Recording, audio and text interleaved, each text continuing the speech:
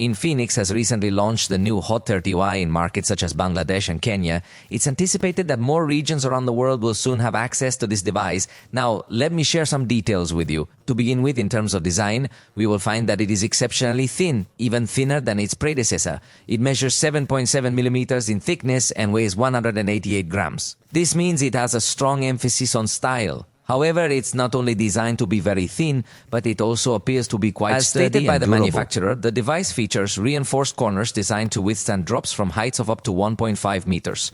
Additionally, it boasts an IP64 certification for added durability. Another key strength is the wide range of colors available. You will find options like titanium silver, sleek black, neon, red shadow, blue meadow green, and soul eye purple, offering plenty of choices to select your favorite. The display measures 6.7 inches, utilizing an IPS LCD panel with HD resolution and a 120 Hz refresh rate.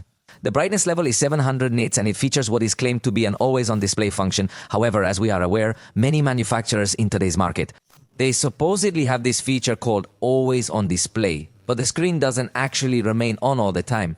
Therefore, I believe they should consider finding a different name for this kind of feature. The rear camera is 50 megapixels, capable of recording full HD video at 30 frames per second, and the front camera will feature an 8 megapixel sensor. The battery has improved with a capacity of 5,160 mAh and a fast charge of 45 watts. Infinix promises a lifespan of 5 years or 1,800 charge cycles, so there is little to fear from fast charging in this device. In performance, it uses the Helio G81 Ultimate chipset, which will undoubtedly be equivalent to the Helio G81, but with a more appealing name, offers options of 4, 6, or 8 gigabytes of LPDDR4X RAM and either 128 or 256 gigabytes of eMMC 5.1 storage.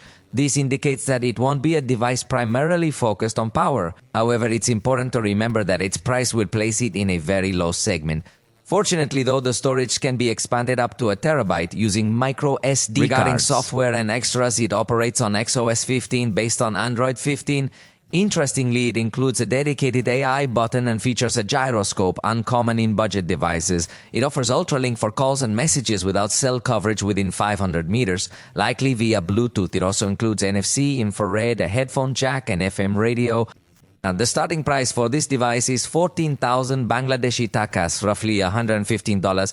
Keep in mind, prices vary by location. Now, considering its unique features like network-free communication and no gyroscope, along with other intriguing entry-level details, do you think Infinix will perform well in this market segment? What price would you prefer in your area?